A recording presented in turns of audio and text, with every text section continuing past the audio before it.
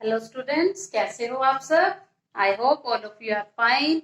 तो चलिए आज का हमारा टॉपिक शुरू करते हैं। आज का हमारा टॉपिक है पत्र लेखन, यानी कि लेटर राइटिंग। बेटा, पत्र दो प्रकार के होते हैं, औपचारिक पत्र और अनौपचारिक पत्र। औपचारिक पत्र आप पहले कर ही चुके हो। औपचारिक पत्र कौन से होते हैं? जो आप अपने प्रधानाचार्य जी को अवकाश के लिए प्रार्थना पत्र लिखते हो, वे होते हैं औपचारिक पत्र। और अनौपचारिक पत्र वे पत्र होते हैं जो आप अपने मित्रों, सगे संबंधियों या फिर रिश्तेदारों को लिखते हो। तो आज का हमारा जो टॉपिक है अनौपचारिक पत्र, आज हम करेंगे अनौपचारिक पत्र जो अपने मित्रों या फिर रिश्तेदारों को लिखे जाते हैं। अनौपचारिक पत्र को इंग्लिश में इनफॉर्मल लेटर्स बोलते हैं। क्या होता है? Informal letter. तो आज मान लो आपने पत्र लिखना है अपने चाचा जी को। अपने चाचा जी को गर्मियों की छुट्टियों में आमंत्रित करते हुए आपने पत्र लिखना है। तो इसे कैसे लिखोगे? सबसे पहले देखिए, शुरू करेंगे। सबसे पहले अपना पता लिखोगे आप।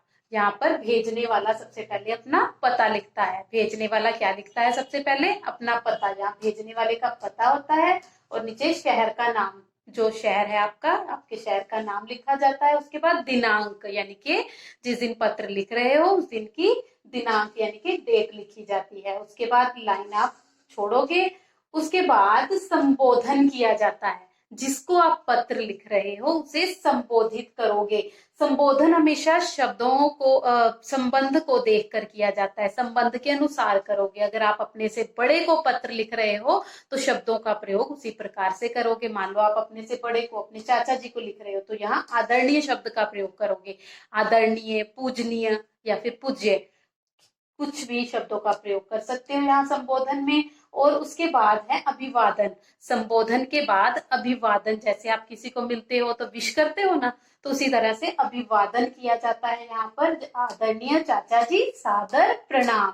तो ये जो अभिवादन है यह भी संबंध के अनुसार ही होना चाहिए। अगर आप अपने से बड़े को कर रहे हो तो सादर प्रणाम, या फिर सादर चरण स्पर्श भी कर सकते हो। जैसे पांव छूते हैं ना, जब किसी को मिलते हैं तो पांव छूते हैं, चरण स्पर्श बोलते हैं उसको, तो चरण स्पर्श लिख सकते हो। अगर आप अपने से छोटे को अभिवादन, छोटे को का अभिवादन कर रहे हो तो आप क्या लिखोगे? शुभ आशीष या शुभ आशीर्वाद। तो ऐसे शब्दों का प्रयोग कर सकते हो। उसके बाद आप विषय वस्तु लिखना शुरू करोगे अनुच्छेदों में, यानी पैराग्राफ्स में। तो मुख्य विषय वस्तु लिखने से पहले आप सीधा ही मुख्य विषय वस्तु लिखना शुरू नहीं करोगे। जब आप अभिवादन कर दोगे उसके बाद आपने सबसे पहले जिसे पत्र लिख रहे हो, मान लो आप चाचा जी को पत्र लिख रहे हो, तो आपने सबसे पहले उन्हें अपना हालचाल बताना है और उनका हालचाल पूछना है। यानी अपनी कुशलता बतानी है और उनकी कुशलता पूछनी है एक वाक्य में। उसके बाद आप मुख्य विषय वस्तु लिखोगे, जिस विषय को लेकर आप पत्र लिख रहे हो। तो गर्मियों की छुट्टियों में उन्हें बुलाने के लिए पत्र लिख रहे हो तो वो सारा यहाँ पर लिख दोगे कि गर्मियों की छुट्टियों में आप उन्हें बुलाना चाहते हो, क्या करोगे, कैसे आप मौज मस्ती करोगे, ये सारी बातें लिखकर। और अंत में क्या लिखोगे? अंत में आप जो परिवार के, उनके परिवार के अन्य सदस्य हैं उनका अभिवादन करोगे। जैसे मान लो आप चाचा जी को लिख रहे हो तो चाचा जी के परिवार में कौन होंगे? चाची जी, उनके बच्चे होंगे। तो आप लिखोगे चाची जी को मेरा प्रणाम कहना और चिंकी को प्यार। इस प्रकार के शब्दों का प्रयोग करोगे। उसके बाद समापन, पत्र का समापन कैसे करेंगे? भेजने वाले के साथ संबंध। अब आप भेज रहे हो पत्र को तो आपके साथ आपका क्या संबंध है? चाचा जी के साथ। चाचा जी के आप क्या लगे? भतीजे। तो यहाँ पर लिखोगे आपका भतीजा। समापन की जगह पे आप क्या लिखोगे? आपका भतीजा, फिर उसके नीचे अपना नाम लिख दोगे। अगर आप चाचा जी की जगह मामा जी को पत्र लिख रहे हो तो यहाँ लिखोगे आपका भांजा, फिर नीचे अपना नाम।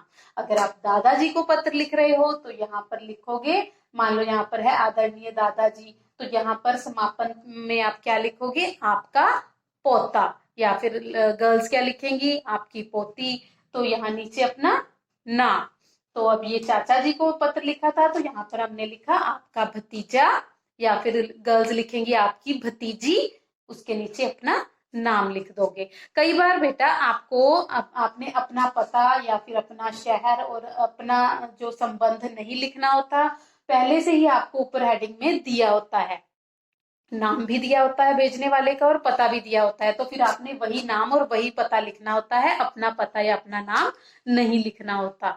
तो इस तरह से आपने सबसे पहले पता लिखना है, शहर का नाम, दिनांक, फिर संबोधन करना है जिसको आप पत्र लिख रहे हो। चाचा जी को लिख रहे हो तो आदरणीय चाचा जी, मामा जी को लिख रहे हो तो आदरणीय मामा जी, दादाजी को लिख रहे हो तो आदरणीय दादाजी। उसके बाद जो है अभिवादन करोगे, सादर प्रणाम, सादर नमस्कार या फिर चरण स्पर्श। उसके बाद विषय वस्तु लिखोगे, सबसे पहले हाल चाल पूछोगे और बताओगे, उसके बाद मुख्य विषय वस्तु जिसको आप लेकर पत्र लिख रहे हो, और अंत में लिखोगे, अंत में अभिवादन, परिवार के अन्य सदस्यों का अभिवादन करोगे। उसके बाद समापन कैसे करोगे, अपना संबंध बताकर, भेजने वाले के साथ जो है संबंध, और फिर भेजने वाले का नाम और हस्ताक्षर। तो आई होप बच्चों आज का जो हमारा टॉपिक अनौपचारिक पत्र आपको अच्छी तरह से समझ में आ गया होगा। Thank you.